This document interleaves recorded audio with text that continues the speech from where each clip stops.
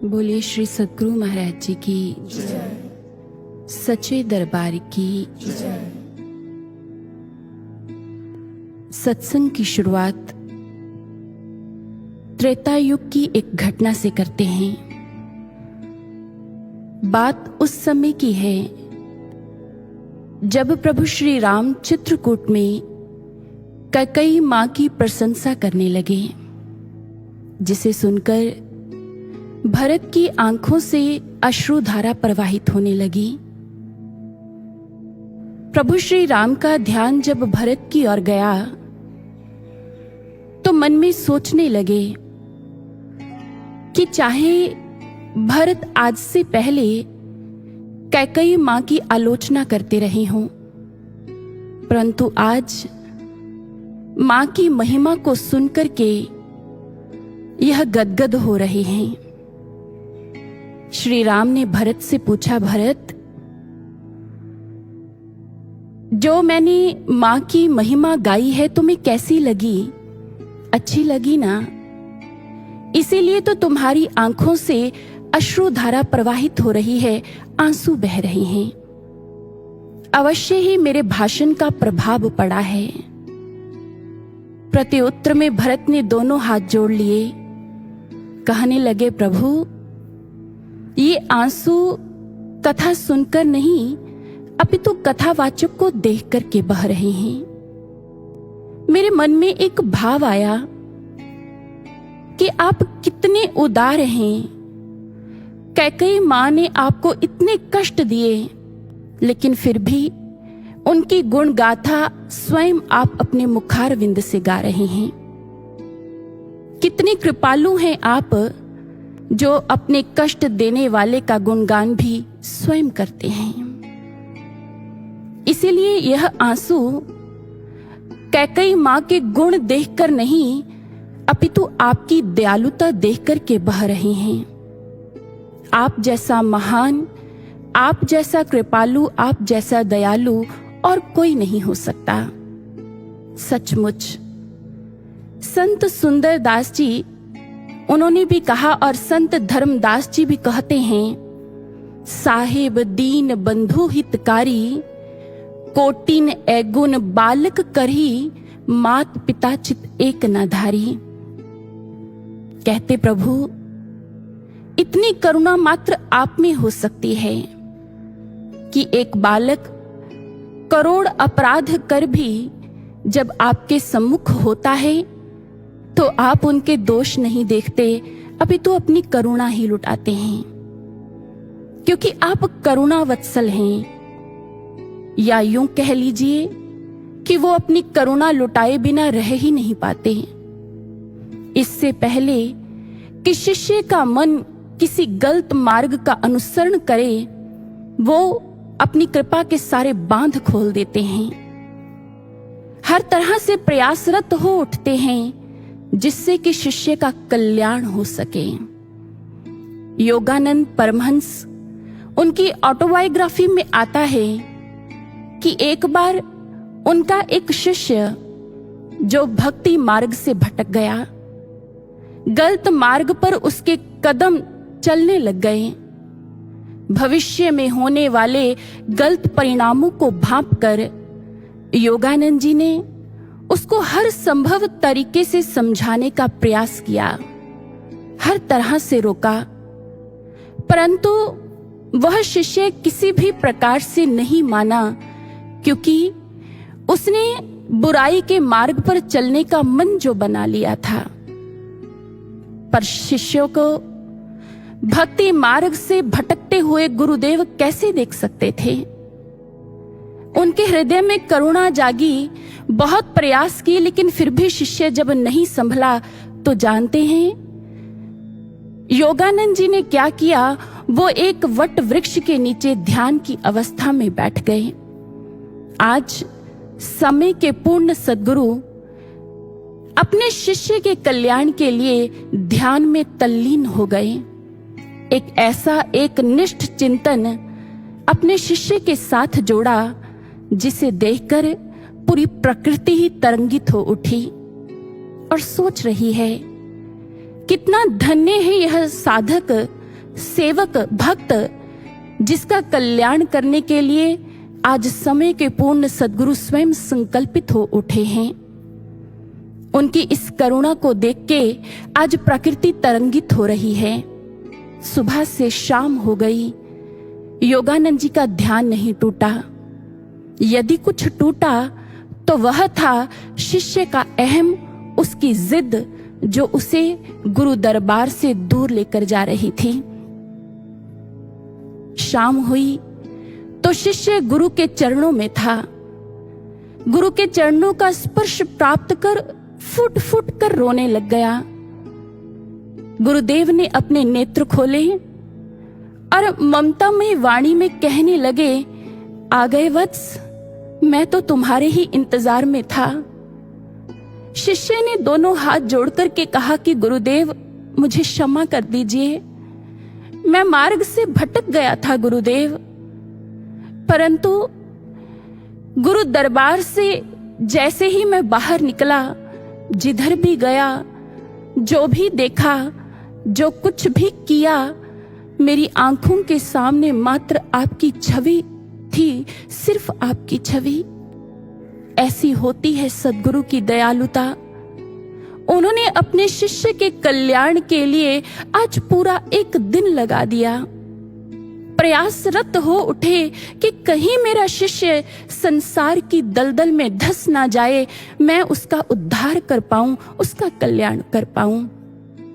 इसीलिए तो तुलसी बाबा भी कहते हैं, बंदो संत चित हित अनहित नहीं कोई, अंजलि गत शुभ सुमन जिमी सम सुगंध कर दोई।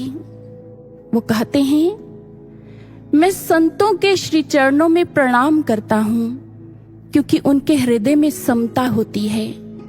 ना उनका कोई शत्रु होता है और ना ही कोई मित्र। उनका स्वभाव तो ठीक वैसा है जैसे अंजुली में रखे हुए पुष्प होते हैं। कहते हैं कि वह पुष्प का स्वभाव क्या है। उन पुष्पों का स्वभाव यह होता है, चाहे तो उनको किसी ने, जिस हाथ ने तोड़ा है उस हाथ को भी, और जिसने अपनी अंजुली में स्थान रखा है उस हाथ को भी, वो दोनों को बराबर मात्रा में सुगंधित करते हैं। ऐसे ही तो संत होते हैं जो सबका ही कल्याण करते हैं, सभी के हित के बारे में सोचते हैं, सभी के भले के बारे में, सभी के उद्धार के बारे में सोचते हैं। ऐसा ही तो प्रयास करते हैं गुरुदेव सर्वश्री आशुतोष महाराज जी।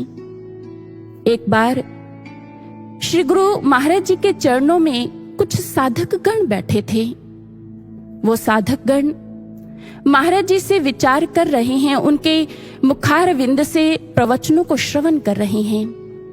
एकाएक एक सेवादार भाई गुरु महाराज जी के पास आया और कहने लगा, महाराज श्री, आपके लिए किसी गुरु भाई का फोन है, वो आपसे बात करना चाहते हैं। महाराज जी ने कहा ठीक है।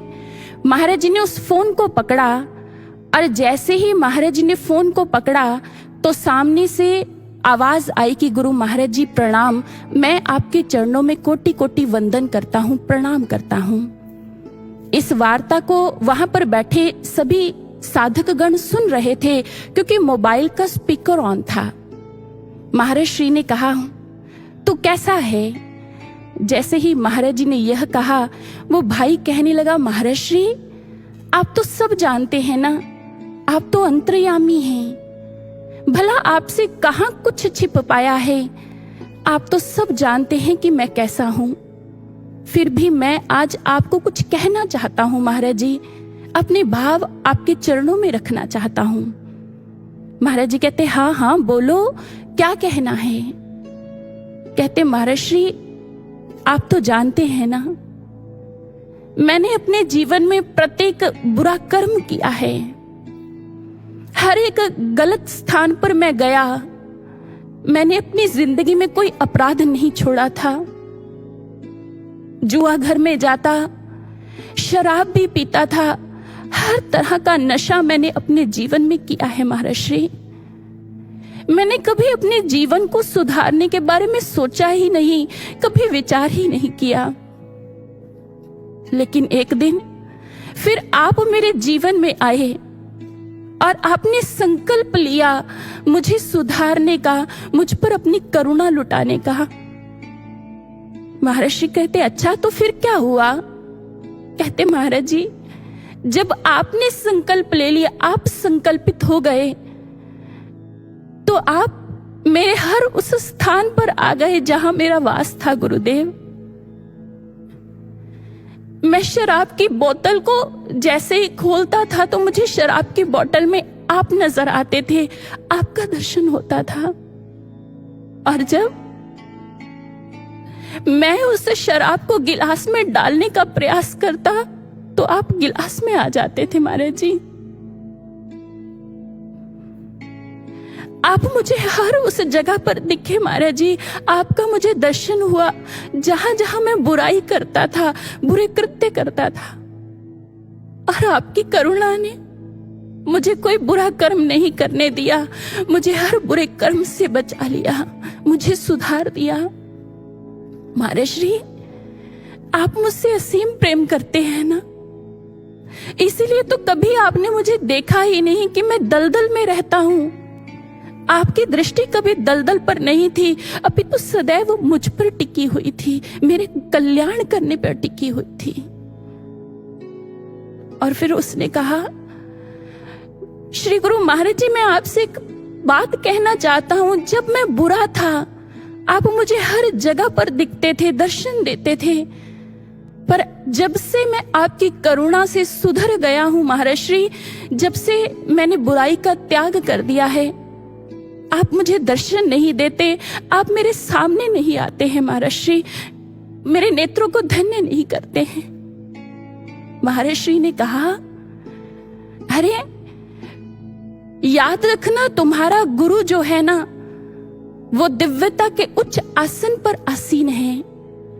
तुम्हारा कल्याण करने के लिए मैंने एक यात्रा की, मैं ऊपर से नीचे आया, पर अब बारी तुम्हारी है।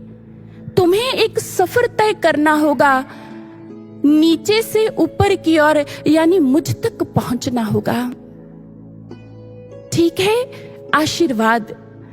जैसे ही महाराज जी ने यह कहा तो वो भाई भी अपने नेत्रों से अश्रुधारा प्रवाहित कर रहा है और शब्दों में महाराज जी के चरणों में प्रणाम किया।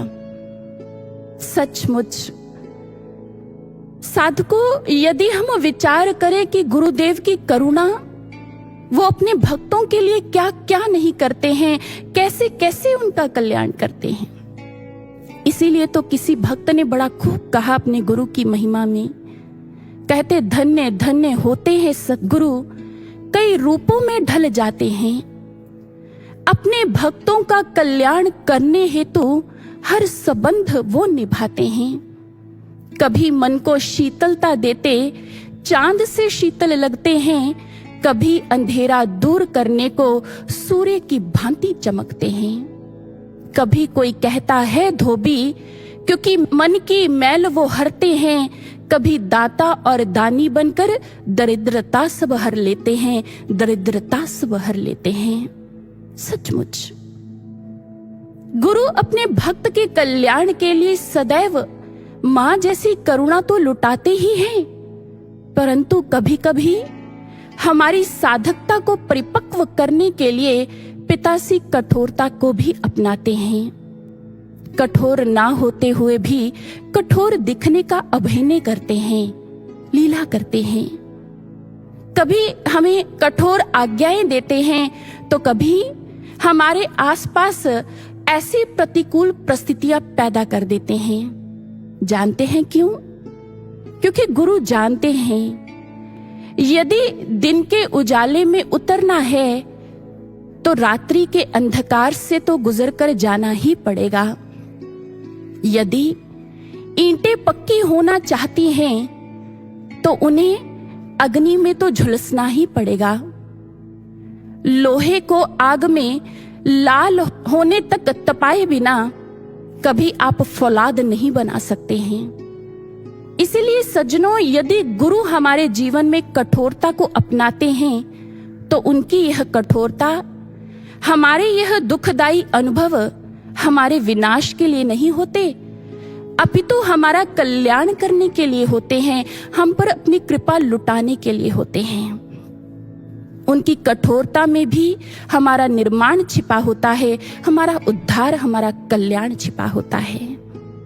परंतु साधकों, कहाँ समझ पाते हैं हम गुरुदेव की करुणा को? कहाँ जान पाते हैं उनके इस महान स्वरूप को, उनके महान व्यक्तित्व को? हमारी स्थिति तो ठीक वैसी है जैसी मथुरा वासियों की हुई। कहते हैं कि जिस समय भगवान श्री कृष्ण ने मथुरा नगरी को खाली करवाना था, तो उन्होंने एक दिन सभी मथुरा वासियों को एकत्रित किया और कहने लगे, देखिए, आपका जीवन जरासंध से कितनी बार मैंने बचाया है, इसलिए आप मेरे ऋणी हैं। आपको यह ऋण चुकाना पड़ेगा, मुझे उपहार देने पड़ेंगे, मुझे भेंट देनी पड़ेगी। इसीलिए आपके घर में जो भी कीमती वस्तुएं हैं, जितना भी स्वर्ण है, धन है, सब एक गठरी में बांध करके ले आइए और मुझे अर्पित कर दीजिए, मुझे दे दीजिए। लेकिन याद रखिएगा, कोई भी वस्तु छूटनी नहीं चाहिए, कोई भी वस्तु रहनी नहीं चाहिए। सब जितने भी कीमती वस्तुएं हैं वो मुझे अर्पित कर दो। कृष्ण ने यह कहा तो उग्रसेन हैरान रह गए। उन्होंने कहा कि कान्हा, तुम ये क्या कर रहे हो? अरे, राजकुल का घोर अपमान कर रहे हो तुम। हम इनसे धन भला कैसे ले सकते हैं? दाऊ ने कहा, बलराम ने कहा, कृष्ण, ये अनुचित है। ये लोग हमारे बारे में भला क्या सोच रहे होंगे कि हम इतने लोभी हैं, इतने लालची हैं कि अपनी शक्ति का अनुचित प्रयोग कर इनको लूटना चाह रहे हैं। ये सब ऐसा सोच रहे होंगे। और आज सिर्फ उग्रसेन या फिर बलराम ही नहीं, मथुरा में रहने वाला प्रत्येक व्यक्ति ऐसी सोच रख रहा है, कान्हा को क्या हो गया? कृष्ण के आज इस रूप से सभी हैरान हैं। साधकों, थोड़ा सा रुक करके विचार करें। जब कहीं हमारे गुरुदेव हमें भी कोई ऐसी कठिन आज्ञा लगाते हैं, आदेश लगाते हैं, तो क्या हमारे भीतर भी ऐसे विचार नहीं पनपते? क्या हमें भी उस समय गुरु की एक ही पक्ष, गुरु का एक ही रूप नहीं दिखता है, जैसे आज मथुरा वासियों को दिख रहा है? वो आज कृष्ण का मांगना तो देख रहे हैं, लेकिन आज से पहले जो कृष्ण ने उन पर करुणा लुटाई, ममता लुटाई, वो सब भूल गए। वो सब आज अपनी आंखों से ओझल कर दिया। उनको गुरुदेव की करुणा याद नहीं है, उनको कृष्ण के उपकार याद नहीं है। याद है तो मात्र आज मांगना याद है। हमारी स्थिति भी तो ऐसी है। हमें गुरु दरबार से, गुरु के मुख से कोई ऐसी आज्ञा सुनने को मिलती है तो हमें भी लगता है कि ये गुरु ने क्या कर दिया। हम भी हैरान हो जाते हैं। क्यों सज्जनों? क्यों हमें अष्टावक्र का राजा जनक को जूतों के स्थान पर बैठने को कहना हैरान करता है? क्या जनक को विदेह जनक बनाने वाले संत अष्टावक्र नहीं है? क्यों शाह इनायत की बेरुखी बुल्ले के प्रति हमें हैरान करती है? क्या बुल्ले को काबिल भक्त बनाने वाले शाह इनायत नहीं है? क्यों हम गुरु के एक ही पक्ष को देखते हैं?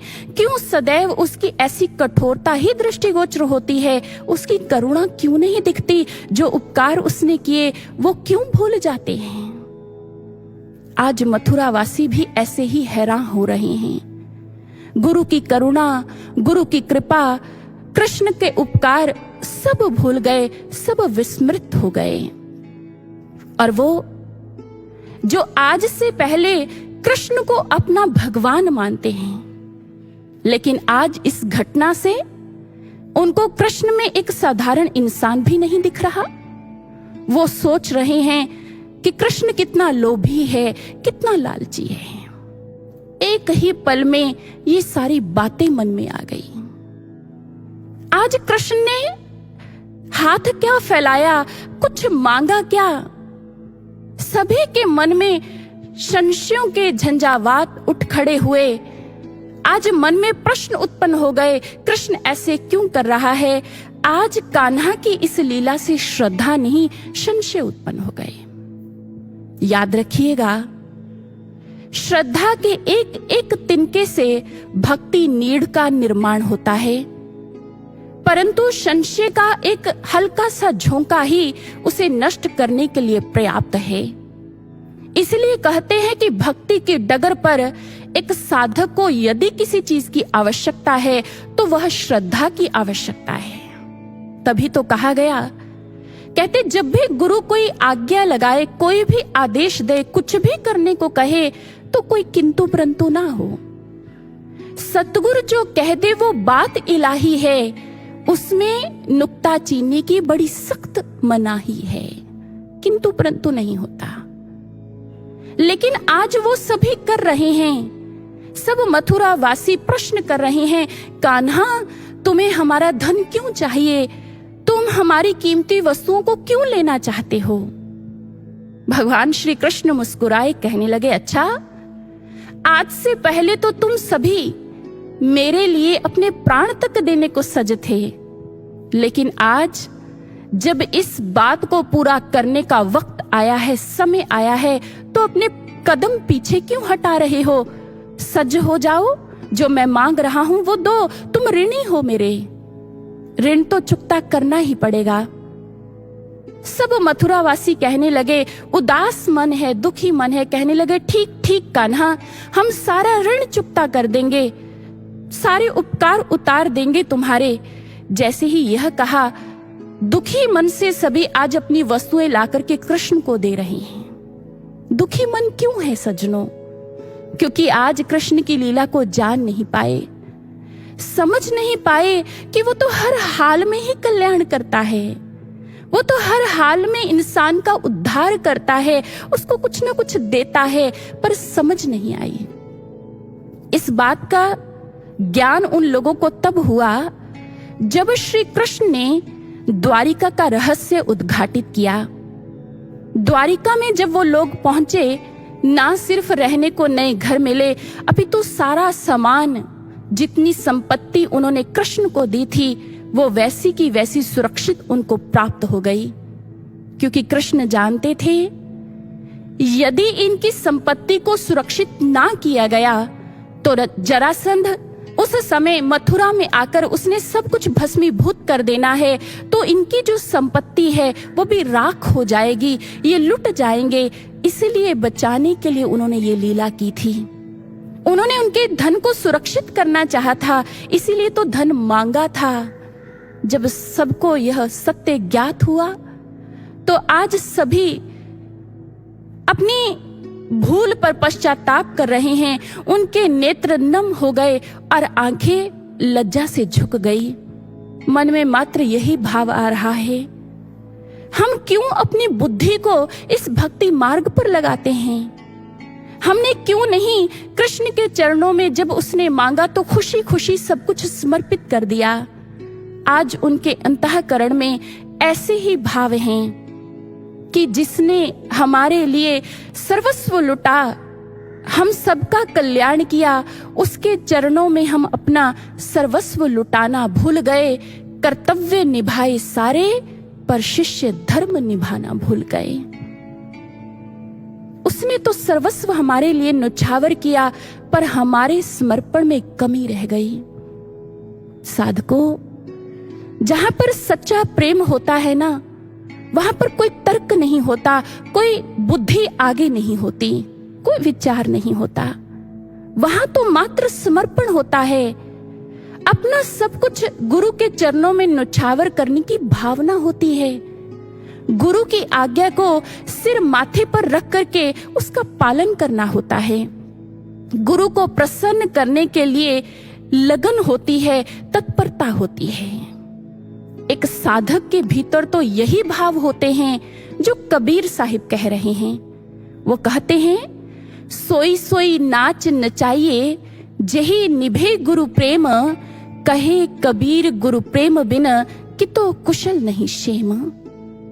हे प्रभु, मुझसे वो करवाते जाना जो मेरा गुरु मुझसे कहता है, जिससे मेरा गुरु प्रसन्न हो जाए, वो खुश हो जाए, मैं वैसा करूं, मैं अपने जीवन में ऐसी कोशिश करूं, ऐसा प्रयास करूं।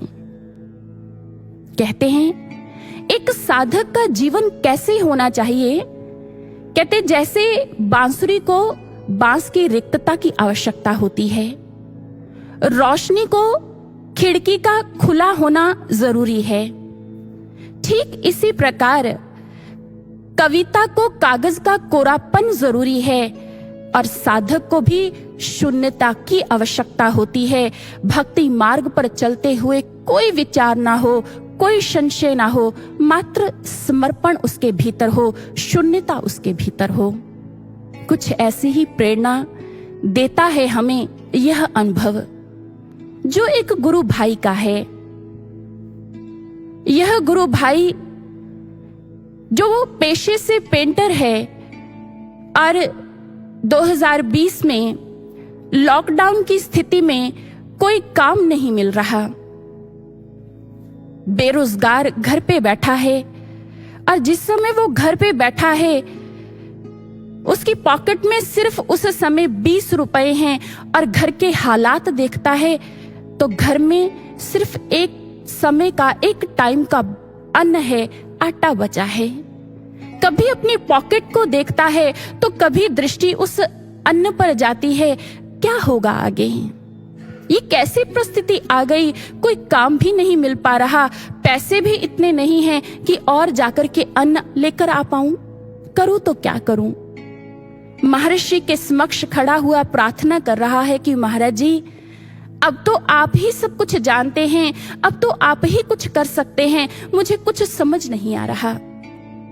महाराज जी के आगे प्रार्थना कर ही रहा था कि उसको आश्रम से फोन आता है। आश्रम से फोन आया और स्वामी भैया उसको कहते हैं कि भैया, यदि आप घर पर फ्री हैं, कोई काम नहीं है, तो कृपया आप आश्रम में आकर साधना ही कर लें। तो भैया ने कहा ठीक है भैया जी, मैं आता हूं। उसके घर से आश्रम का जो डिस्टेंस है वो लगभग 15 किलोमीटर का है। साइकिल पर सवार हुआ, आश्रम के लिए चल पड़ा। जैसे ही आश्रम में पहुंचा, हाथ धोए और साधना कक्ष में साधना करने जा ही रहा था कि काउंटर पर बैठे गुरु भाई ने उसको आवाज लगाई। स्वामी भाई ने कहा कि भैया, 2021 के महाराज जी के नए कैलेंडर आए हैं, क्या आप नहीं खरीदेंगे? तो उसने कहा नहीं भैया, आज तो नहीं खरीद पाऊंगा, मैंने नहीं लेना। कहते देख लीजिए भैया, विचार कर लीजिए, क्योंकि जितने भी कैलेंडर आए थे ना, वो सब के सब सेल हो गए। सिर्फ एक बचा है, सिर्फ मात्र एक शेष है, आप देख लीजिए। जैसे ही यह कहा तो मन में भाव आया, महाराज जी का नया कैलेंडर है, इसको कैसे छोड़ सकता हूँ।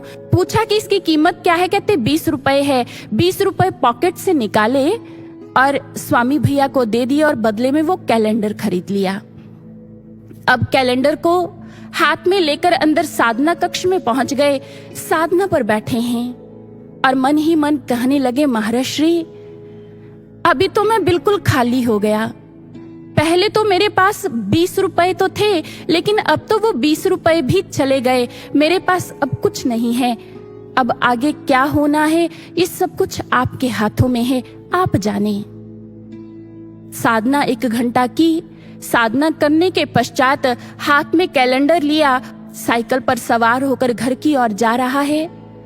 अब गांव के बाहर ही पहुंचा था कि एक भाई ने उनको आवाज लगाई। कहते भैया, मेरी बात सुनकर जाना। बात यह है कि मैंने ये एक नई दुकान बनाई है, इसको पेंट करवाना है, तो क्या कोई पेंटर आपकी नजर में है जो काम भी अच्छा करे? तो भैया ने सुना, कहने लगे हाँ भैया, मैं पेंट का काम जानता हूँ, मैं पेंटर हूँ, मैं कर सकता हूँ। कहते ठीक है। तो फिर आप मेरी दुकान का रंग करेंगे और ये लीजिए एडवांस में आप 2000 रुपए पकड़ लीजिए। लेकिन याद रखिए इस 2000 का आपने रंग वगैरह कोई सामान लेकर नहीं आना है। लॉकडाउन की स्थिति है, मैं जानता हूं। आप ऐसा कीजिए कि इस 2000 से राशन घर में ले आना और कल से आपने आकर के दुकान को रंग करना है, पेंट करना है। वो भाई ने 2000 रुपया पकड़ा, घर पहुंचा, अपनी पत्नी को सारी घटना सुना दी। जैसे ही अपनी पत्नी को सारी घटना सुनाई, मात्र 20 रुपए पॉकेट में थे। आश्रम गया, कैलेंडर महाराज जी का खरीदा, वो 20 रुपए भी हाथ से चले गए। और फिर मैं आश्रम से जब वापस आ रहा था तो रास्ते में एक भाई मिला, उसने मुझे काम भी दिया और साथ साथ ये 2000 रुपए भी दिए। तो उस समय उसकी पत्नी ने कहा कि देखिए ये किसी और की नहीं बल्कि गुरुदेव की कृपा है, ये गुरु महाराज जी की दया है। आपने उनके लिए 20 रुपए दिए ना, तो उन्होंने बढ़कर के आपको 2000 रुपए दिलवाए हैं। अब महाराज जी को भूल नहीं जाना है, इसलिए आप ऐसा कीजिए, सबसे पहले महाराज जी के लिए सेवा निकालिए, उनका हिस्सा निकालिए, क्योंकि उनकी सेवा हमारा कर्तव्य बनता है। उन्होंने इतना किया तो हमारा भी तो कोई फर्ज है, आप सेवा निकालिए।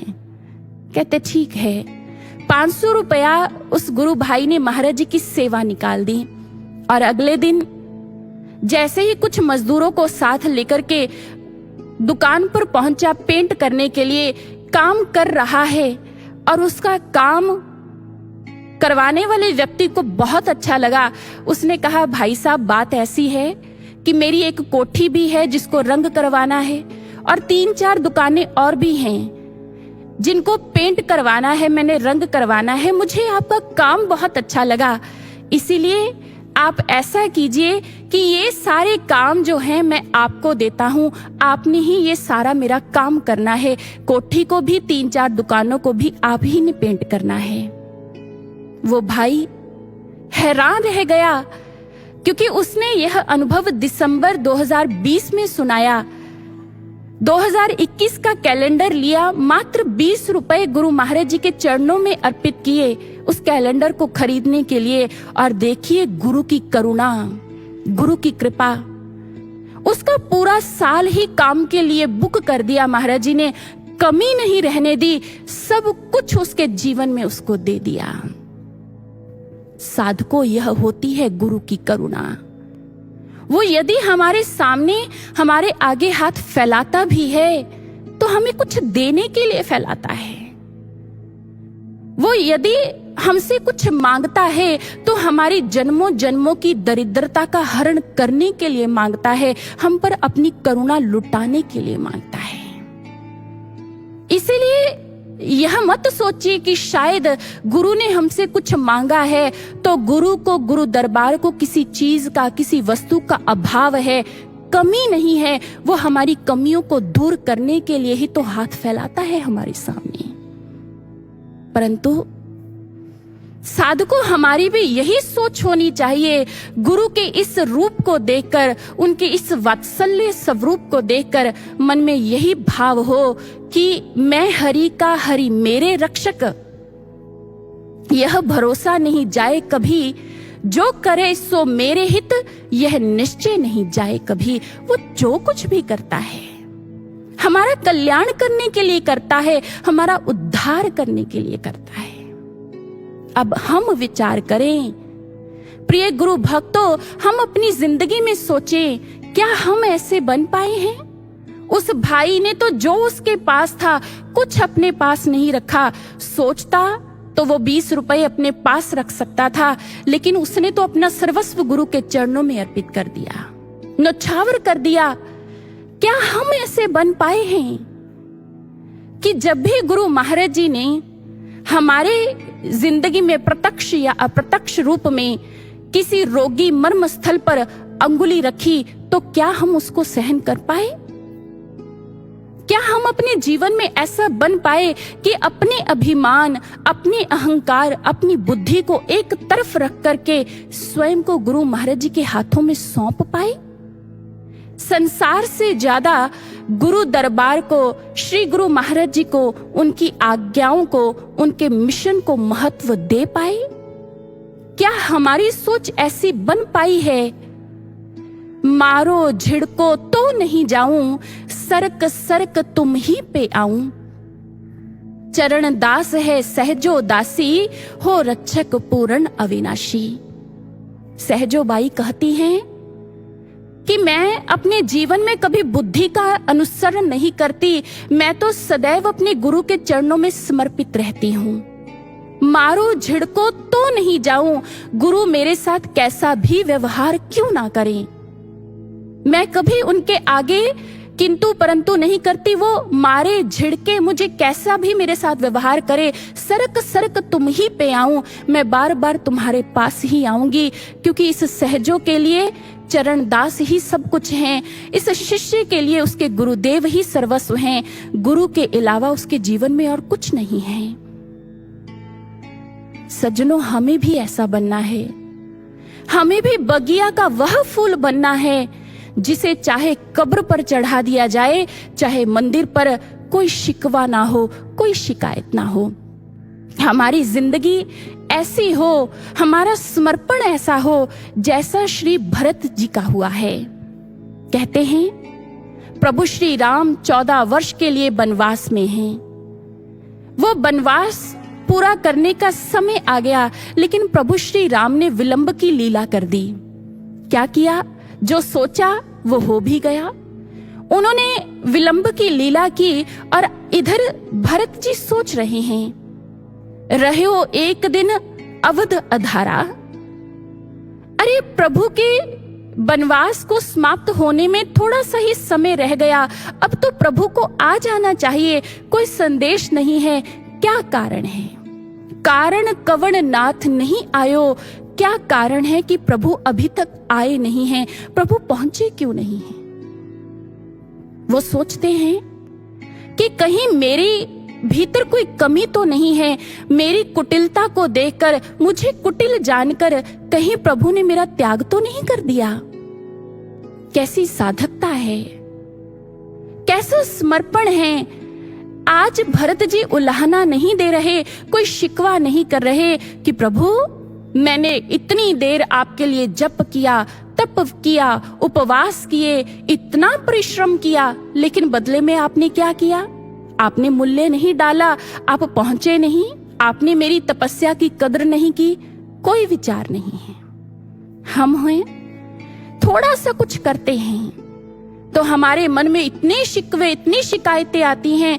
महाराज श्री, हमने तो आपके लिए इतना कुछ किया, लेकिन बदले में आपने हमारे लिए क्या किया?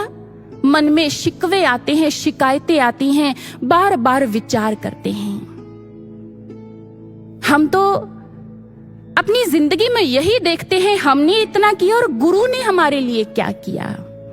याद रखिएगा, अंतर्मन का सूत्र बड़े महत्व का होता है। यहाँ पर लेने की नहीं, हमेशा देने के लिए तत्पर होना पड़ता है। अपने भीतर लगन लगानी पड़ती है, ऐसा जज्बा जगाना पड़ता है। क्या करे ऐसा कि सर्वस्व गुरु के चरणों में न्योछावर कर दें। कभी ये विचार नहीं करना पड़ता कि हमें क्या मिल रहा है, बस विचार यह करना पड़ता है हमारे पास कुछ शेष ना रह जाए, सर्वस्व उसके चरणों में न्योछावर कर दें। लेकिन हम ऐसे नहीं हैं। जरा सोचें, क्या भगवान ने हमें धरती पर इसीलिए भेजा है? अरे हमें तो ईश्वर के मित्र के रूप में जीने की हिदायत देकर इस दुनिया में भेजा गया है, लेकिन हम हिसाब किताब लगाते लगाते शैतान के चेले बन जाते हैं। हम अपनी जिंदगी में विचार करते हैं, सब कुछ हमारी इच्छा के अनुसार चलता जाए, हमारा आचरण बड़ा सभ्यता पूर्वक रहता है, बड़े सभ्य व्यक्ति की तरह हमारा व्यवहार है। लेकिन यदि थोड़ा सा हिसाब गड़बड़ हो जाए तो सारे भीतर सोए हुए जानवर जग जाते हैं। हमारा आचरण परिवर्तित हो जाता है, सोच परिवर्तित हो जाती है। सज्जनों, यदि जीवन में ऐसा रहेगा, पूर्ण समर्पण नहीं है, समर्पण के अभाव में हमारे द्वारा बिखेरे गए बीज ही कल को जहरीले पौधे बनकर हमारे सामने आकर खड़े हो जाएंगे। उसको गुरु ने लाकर के हमारे बगिया में खड़ा कर दिया, गुरु ने लाकर के हमारे सामने रोपित कर दिया, ऐसा कहने से कोई औचित्य नहीं होगा, मात्र मन में पश्चाताप रह जाएगा। अगर संपूर्ण समर्पण गुरु के चरणों में नहीं कर पाएंगे तो मन में सिर्फ पश्चाताप होगा और यही भाव होंगे। कतरे का सागर होने में कोई बात बड़ी ना थी, बस हस्ती के मिट जाने के भय से डरता रहा। बीज के तरुवर होने में संदेह ना था कोई, मिट्टी में मिल जाने के भय से डरता रहा। परवानों में नाम तो हमारा भी हो सकता था, बस क्षमा की तपिश में जलने से डरता रहा, क्षमा की तपिश में जलने से डरता रहा। हमारी जिंदगी ऐसी ना हो, हमारे जीवन में हमें ऐसा पश्चाताप ना करना पड़े, इसलिए अपनी सोच को ऐसा बनाना पड़ेगा जैसे बाजीराव पेशवा के पिता बालाजी भट्ट की हुआ करती थी। कहते मुगलों के अत्याचार के खिलाफ युद्ध के लिए निकलते थे तो अक्सरात अपने सैनिकों को संबोधित करते हुए कहते थे, यदि यह समय अधर्म के लिए धर्म का कद घटाने का अवसर है तो हम योद्धाओं के लिए धर्म का साथ देकर के अपना कद बढ़ाने का भी तो अवसर है। सचमुच साधकों, हम साधकों के लिए, हम भक्तों के लिए भी यह समय ऐसा है कि समर्पण कर हम भी अपने जीवन में आध्यात्मिक कद को बढ़ा लें, अपने आध्यात्मिक कद को घटाए ना, ऐसा समर्पण कर जाएं। जैसा समर्पण कहते वायु और सुगंध के भीतर होता है। जिस समय वायु और सुगंध परस्पर एक दूसरे में एकाकार होते हैं, एक दूसरे को समर्पित होते हैं और वायु बहती है तो एक दूसरे को अलग करके देखना संभव नहीं होता। हम भी अपने जीवन में साधकता के भीतर ऐसे समर्पण लेकर आए कि अपने गुरु के प्रति एक निष्ठ हो जाएं, देखने वाले हमें और हमारे गुरु को अलग ना देख पाएं, भेद ना कर पाएं, हम एक रूप हो जाएं, एक निष्ठ बन जाएं। यह समर्पण सिर्फ एक जन्म का ना हो, अपितु जन्मों जन्मों का हो जाए। जैसा समर्पण तुलसी बाबा का हुआ। कहते हैं तुलसीदास जी को कुछ लोगों ने आकर के कहा कि तुलसी बाबा, आप अकबर के दरबार के सदस्य बन जाइए। तुलसी बाबा कहने लगे, भाई मैं सोचता हूँ कि एक समय में 2 राजाओं की सदस्यता प्राप्त नहीं की जा सकती। मैं तो पहले ही एक राजा की सभा का सदस्य हूँ। कहते कौन से राजा की सभा का? आप कौन से राजा की सभा के सदस्य हैं? तो उस समय तुलसी बाबा कहते हैं, हम चाकर रघुवीर के, हम श्री राम के चाकर हैं, उनकी सभा के सदस्य हैं। तो लोगों ने कहा, बाबा ये सदस्यता कुछ समय के लिए होगी ना, क्योंकि सदस्यता कहीं ना कहीं जाकर समाप्त हो जाती है। भला आप बताइए, आप कितने दिनों तक के लिए श्री राम की सभा के सदस्य हैं? तो तुलसी बाबा ने कहा, किसी एक जन्म का नहीं, मैं तो जन्मों जन्मों के लिए श्री राम के दरबार का, उनकी सभा का सदस्य हूँ, उनका चाकर हूँ, जन्मों जन्मों के लिए मात्र उन्हीं का हूँ। सज्जनों, हम भी ऐसे बन जाएं, हमारी सोच भी ऐसी बन जाए, हम भी अपने गुरुदेव की हर लीला को समझ पाएं, बुद्धि से नहीं। ऐसे समर्पण से हमारे भीतर भी ऐसी सोच हो कि गुरु हर रूप में मात्र करुणा ही बरसाते हैं, उनकी करुणा के ढंग निराले हैं, कभी तपाकर कभी हंसाकर, अरे वही तो है जो हर पल संभाले है। ये विचार तभी बन पाएंगे जब हमारे भीतर समर्पण होगा, गुरु के प्रति एक निष्ठ भाव होगा। इसीलिए आइए चलते चलते गुरु महाराज जी के चरणों में यही प्रार्थना करें कि गुरुदेव, इसमें कोई दो राय नहीं है कि आप हर रूप में करुणा ही लुटाते हैं, अपनी कृपा लुटाते हैं, लेकिन हम समझ नहीं पाते क्योंकि हम इस मार्ग पर बुद्धि का अनुसरण कर लेते हैं। हे गुरुदेव, आपकी कृपा को, आपकी करुणा के हर ढंग को हम समझ पाए, आपकी कृपा को अपने जीवन में समेट पाए।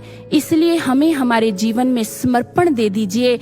हम अपनी बुद्धि को, अपने मन को, इंद्रियों को, सोच को, दिल की प्रत्येक धड़कन को आपके चरणों में अर्पित कर पाएं, आपके चरणों में न्यौछावर कर पाएं। ऐसी ही प्रार्थना है गुरुदेव, हमें मात्र समर्पण दे दीजिए, मात्र समर्पण दे दीजिए। तो इतना ही कहते हुए यहीं पर समय को मद्देनजर रखते हुए वाणी को विराम देते हैं। तो बोलिए सद्गुरु महाराज जी की सच्चे